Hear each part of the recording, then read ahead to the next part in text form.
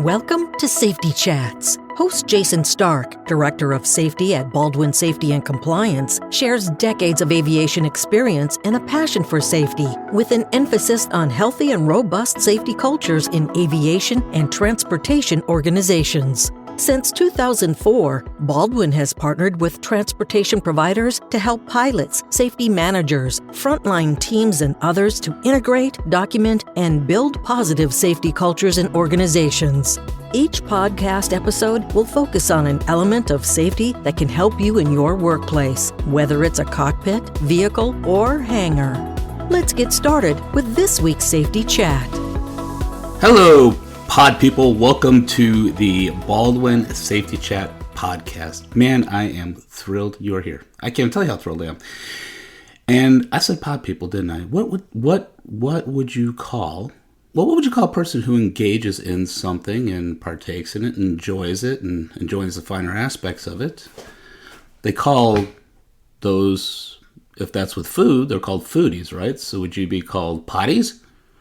Well, that doesn't sound right. That's just kind of weird to say potties, but I guess pod people will have to work. But hey, pod people, thanks so much for joining me.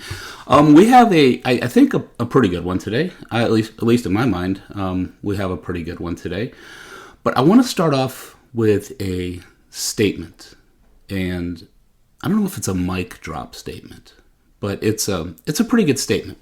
This comes from Dr. Todd Conklin. I know in the last podcast I referenced him, especially when we were talking about complexity in the environment and how that affects the frat. But he says that if a victory in your business is no accident, or in other words, is not having an accident, will we ever actually know how we won the contest? And that's it. I mean, to me, I don't know why that just really jumped off the page for me in his book. But if a victory in your business is not having an accident, we will never actually know how we won the contest.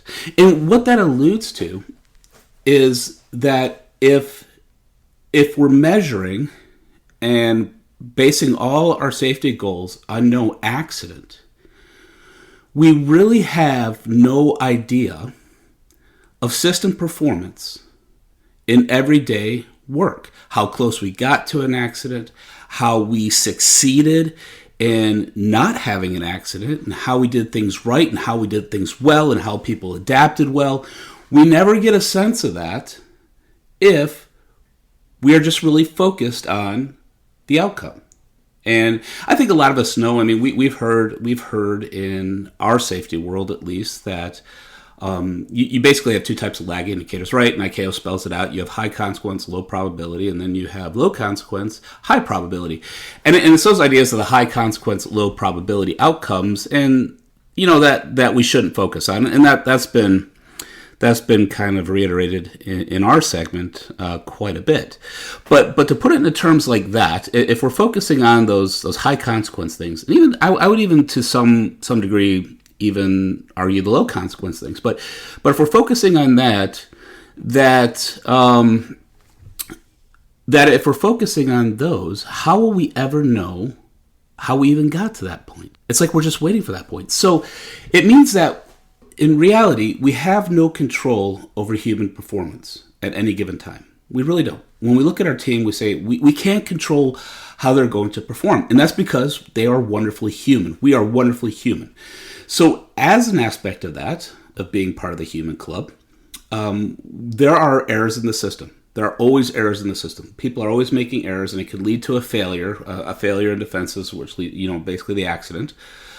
But there are so many more errors than failures in the system, and we're thankful for that. But there's errors and deviations all the time in our system, and so when we just focus on the failure, so to speak, we really never get a chance to see where those opportunities for errors lie, and where those opportunities, again, I'm going to take the positive spin to this, where those opportunities for positive adaptation also lie.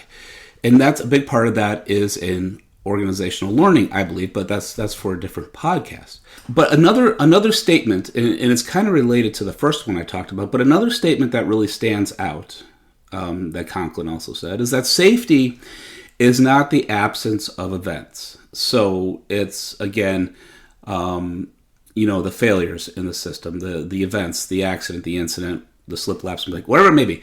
Safety is not the absence of those, but rather safety is the presence of defenses. Now I want to let that marinate for a second, because it is kind of related to the first one.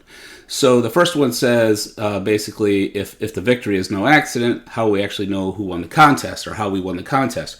So let's take that first part. If victory is no accident, if that's what we're focusing on and we don't have an accident, and then you take this second statement that says that safety is not the absence of those accidents, but it's the presence of defenses, you can kind of build a narrative yourself. But it's that second part of that second statement that safety is the presence of defenses, which I find extremely interesting, because that kind of leads into the fact of building safety capacity within the organization.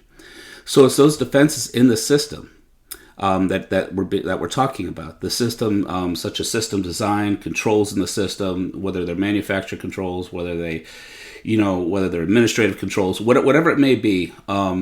The presence of those in our system is what helps us define safety. And we could take this one step further, and according to Conklin, it's those defenses in depth that even reason talks about, but it's those defenses in depth that allow for the variation in human performance, as it were, that allows for that variation in human performance without it becoming into an event or catastrophic outcome. So, but going back to that first statement, if we're looking at the outcome, if we're looking at the absence of events as the victory, when we focus on that, rather than appropriately focusing on how the work is being done in the system right now, right here, like I said, we do not have the opportunity to capture the variances of human performance in the system.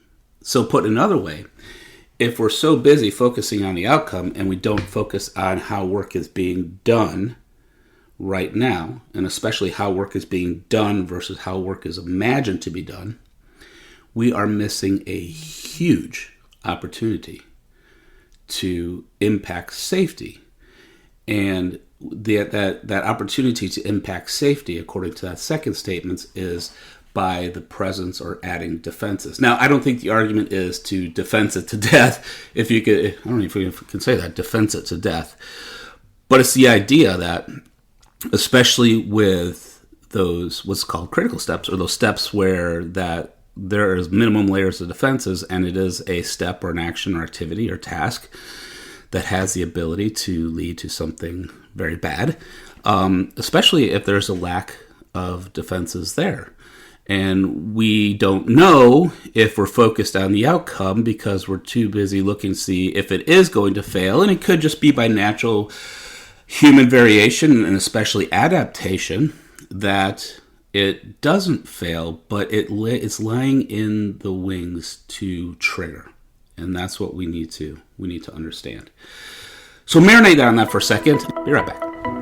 With Baldwin Virtual Training, you can take a safety course on your schedule from anywhere in the world. From frontline training to advanced training for safety managers can help you succeed in your workplace. Visit baldwinvirtualtraining.com to learn more. Now, back to Safety Chats with Jason Stark. All right, so where are we at with this? And I know sometimes I have a tendency to ramble, and hopefully this is good stuff and thought-provoking, but so where are we at? So we talked about how if we focus on the outcome, how do we ever know how we got to that outcome, or how do we ever understand the system prior to that outcome? I mean, obviously, if we have an outcome, we do root cause analysis, but it's always after the fact. It's after the fact. So how do we, if we're focusing on that, we're not really focusing on work being done right now, and then how it could fail. So it's important that we need to focus on the system. We really need to focus on how work is being done. We need to understand. We need to communicate with those frontline workers. We need to understand that frontline work. We need to understand that environment that they're working in, the tools that they have to do it with, and the procedures that are in place. And we need to understand the defenses that are in place. We need to understand what's going on right here and right now. in order that we can build the appropriate safety capacity in terms of defenses, which is being argued what safety is in the first place, rather than the absence of outcomes. And to put it kind of in a colloquialism that we used in the past, having accidents doesn't mean you're safe. I mean, we all know that. And that's kind of what the first statement is getting at.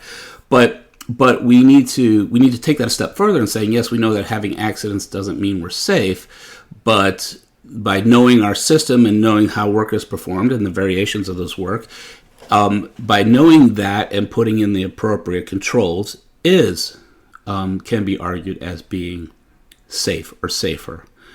So I think this goes back to saying, as we've been kind of saying, we need to focus on the system, not the outcomes of the system, so to speak. And I find another interesting statement, and actually this is from Dan Heath, who wrote a great book called Upstream. But every system is perfectly designed to get the results it gets. And I just, when I first read that, I'm like, okay. But if you think about that for a second, every system is perfectly designed to get the results it gets. And especially when you look at a socio-technical system like we work in, where you have human beings introduced with the variations in performance. I mean, there's variability. It's going to perform and it's going to output exactly what it was designed to. So it makes you wonder then, okay, so if the system is perfectly designed to get the result it gets, that if you have a failure in the system, if you have that event, then that presupposes that the system was actually designed to get that result. And I think that's actually pretty profound if you sit on that for a little bit. So, but let's take that as a launching point. So every system is perfectly designed to get the results it gets, and safety is the presence of defenses within the system, environment, and processes. We talked about that. So I want to take this into another realm, that downstream actions, or these outputs, when we focus on those outputs, when we focus on what happened, the failure, like we talked about in the first, that we're actually reacting to problems, obviously, that after they've occurred. I mean, that's very obvious. What we want to do, in going back to Dan Heath's Upstream book, is that we want to focus on upstream efforts. So in an aspect of understanding our system and looking how work happens right here and right now, that allows us to focus on building safety capacity, building those defenses that are needed, which would be considered an upstream action in order to influence and prevent those downstream, in our case, of failure, from happening. So this is kind of, I mean, it's not really a new thought. It's not revolutionary, but I think this kind of puts it into a context that if the outcome is our holy grail, then we're going to have very reactive downstream actions. But if the system, understanding the system, and understanding that safety is not the absence of events, but it's the presence of capacity, it's the presence of defenses in place, then that allows us to shift our gaze into the upstream actions. And again, this is stuff we know, but I think it's reframed in a sense that puts it more into a systems environment and more an understanding of why this is so important. So when IK was talking about proactive versus reactive, this is kind of what we're talking about. But sometimes that can be very nebulous. Okay, proactive versus, am I being proactive because I, have a crash kit ready? Whatever it may be. And no, the idea is that being proactive is being upstream, which means that we understand the environment in which we're working, which again goes into that learning organization and learning teams, which I would love to talk about in another podcast. But it's kind of this notion of an organization that learns, that understands what's coming in and can make sense of the data to turn into information, to turn it into a story, to understand how work is being done right here and right now, so that appropriate defenses can be put in place to prevent, hopefully, human variability that goes beyond the margins of what the system can handle. And another point here, and I don't want to jump into another point, when we look into the safety 2 realm, it's this notion of understanding what went right, because that is hugely important. Because, and realistically, what goes wrong, failures, is such a small percentage of the outcomes. These negative outcomes are such a small percentage of the total outcomes across a given year, month, week, day, whatever it may be. It's such a small sliver, and focusing on that, again, going back to that first point, really doesn't yield a lot of fruit. It's focusing on what went right and how it went right, and which is incredibly difficult to measure, by the way. And again, that's good fodder for another podcast. But going back to the original premise, that by focusing on upstream efforts, by focusing on the system and how it's performing today and now, understanding it, and then ensuring that variability can be contained within the capacity of the system, I think is really key. And I think deep down in our hearts, we all know that's true. So what can we do? And this is kind of the question: what can we do? And I'll wrap it up here for my little rant. But we talked about the notion of building safety capacity. And when put in the context of the definition of safety is the presence of defenses, there's a lot of ways that we can build safety capacity. And we know that putting in defenses is a hierarchy of controls, from engineer controls all the way down to personal protection, which is the lowest of the hierarchy, and administrative controls being the second lowest. Administrative controls such as policy, process, training, those kind of things. But we have the opportunity to build safety capacity within the organization. And interestingly enough, and kind of a plug for Baldwin, and I don't normally talk a lot about the tool here, but we are building a feature that kind of helps you quantify that capacity that you're building into the system. Now, this feature comes from a lot of background research, especially from D. Smith, Alan Stolzer.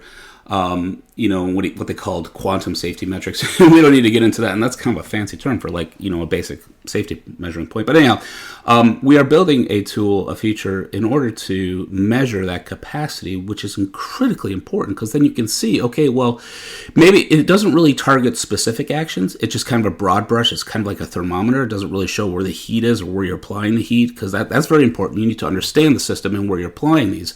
But it kind of gives a sense of building that capacity. But the idea is it goes back to that notion of building the safety capacity within the system. And a lot of this, like I said, comes from learning from the front line about their environment and the challenges. So as safety managers, we need to be talking to the front line. Now, a lot of us are pilots, and we understand the environment, but we understand it from our perspective. So the way we interface with procedures, the way we interface with the system in which we operate, that's from our perspective. We need to get other perspectives. So we need to understand how work is happening and how people are interfacing, either through reports, if people are reporting, or just through conversations, which is huge. I mean, especially post-COVID, let's get out and start talking to people again. Not, we can do it via Zoom, but it's always nice to talk face-to-face. A lot of the times, our venue that we're in charge of goes beyond flight operations. It could go into maintenance operations. It could go into line service operations. So what I'm saying is that, we may be responsible, and I shouldn't say responsible, that's the wrong word, but we may be addressing areas in our safety management system that we're not necessarily a functional expert. And even if we were a functional expert, it's still important to get those other perspectives. So we need to talk, we need to understand.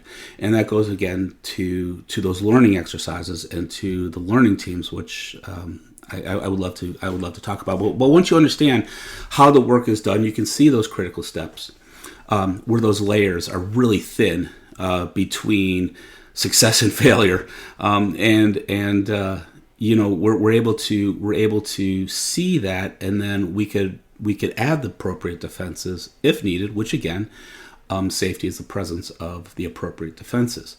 So, and then measuring is another big thing, and I think we kind of got this down. But when we're looking at the fact again that the Holy Grail isn't the output, but that the presence of defenses is what defines safety.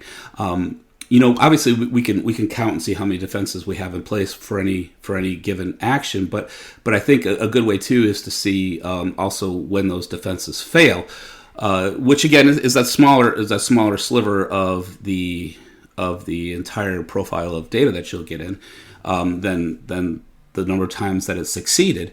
But measuring success, as we talked about, is incredibly difficult. So, but even measuring when those defenses fail could be hugely important. Even it doesn't have to lead to like an accident, so to speak, or an incident. But if there's an error, if there's a deviation, if there's some even small failure as a result of a control not working or not being understood, that's important data. It's a small signal, but it is nonetheless an important signal that you need to be capturing. So yeah, while in regulatory guidance and even ICAO talks about, yes, we still need to have those high consequence, low probability measurements, like the accidents, the events that we don't see very often, and hopefully most of us are sitting at zero. But we also do want to focus, like I said, on those low consequence, higher probability.